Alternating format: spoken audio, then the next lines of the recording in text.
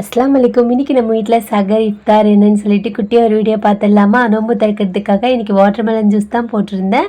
அப்புறமா பார்த்திங்கன்னா இன்றைக்கி மெதுவடை தான் செஞ்சுருந்தேன். அரிசி மாவு, வெங்காயம், கொத்தமல்லி, கருவேப்பிலை எல்லாம் போடுவோம்ல எப்பயும் போல் தான். அதையும் ரெடி பண்ணி வச்சாச்சு. மாவை மிக்ஸ் பண்ணிவிட்டு எனக்கு பார்த்திங்கன்னா ரோஸ் மில்க் குடிக்கணும் போல் ஆசையாக இருந்துச்சு. அதனால் சரி கலப்போம், யார் என்ன சொல்ல போகிறோன்னு சொல்லிட்டு கலந்து வச்சுட்டேன். அப்புறம் சட்னி அரைக்கணும். அப்படின்னு அத்தாக்கு பார்த்திங்கன்னா வடை இருந்தாலே சட்னி கண்டிப்பாக கேட்பாங்க. திக்காக ஒரு தேங்காய் சட்னியும் அரைச்சி வச்சாச்சு. அம்மா பார்த்திங்கன்னா அந்த என்ன சொல்கிறது, இந்த வாட்டர்மெலன் ஜூஸை குடிக்க மாட்டேங்கிறாங்க, ரோஸ் மில்க்கு குடிக்க மாட்டேங்கிறாங்க. அதனால் அவங்களுக்கு வந்துட்டு கொஞ்சமாக சர்பத் போட்டு வச்சாச்சு. வடை தட்டி போடும்போது பார்த்திங்கன்னா தண்ணியில் ஃபஸ்ட்டு நம்ம கையை நனைச்சிட்டு தட்டணுன்னு வைங்களேன், ஈஸியாக இருக்கும். வடையும் பார்த்திங்கன்னா நல்லா டேஸ்டியாக கிறிஸ்பியாக வந்துருந்துச்சு. இதுதான் பார்த்திங்கன்னா நம்ம நோம்பு திறக்கிறதுக்காக நம்ம வீட்டில் செஞ்சது. அப்புறம் சகருக்கு பார்த்திங்கன்னா பீஃப் இருந்துச்சா, அதில் அப்படியே பெரட்னாப்பில் வச்சுட்டு நெய் சோறு செஞ்சிடலான்னு சொல்லிட்டு தான் ரெடி பண்ணிக்கிட்டு இருந்தேன். இந்த என்ன சொல்கிறது, சகர் டைமில் பார்த்திங்கன்னா கொஞ்சம் இந்த நான்வெஜ் இருந்தால் தான் சாப்பாடு எடுக்குது.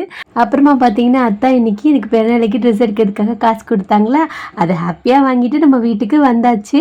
இனிமேல் ட்ரெஸ் எடுக்க வேண்டிய வேலை தான். அப்படின்னு அத்தாவை கொஞ்சம் காசு கொடுப்பாங்களா, அதையும் வாங்கிட்டு ஹாப்பியாக ட்ரெஸ் எடுக்க வேண்டியதுதான். அதுக்கு முன்னாடி என்னோட மாமியார், என்னோட ஹஸ்பண்டோட சிஸ்டருக்கு எல்லாம் காசு சென்ட் பண்ணிவிட்டு அப்புறமா தான் நான் ட்ரெஸ் எடுக்க போவேன். அவ்வளோதான். நம்ம வீட்டோட லஞ்சும் ரெடி ஆயிடுச்சு, க்ளீனிங் ஒர்க்கும் முடிச்சாச்சு. அவ்வளோதான்.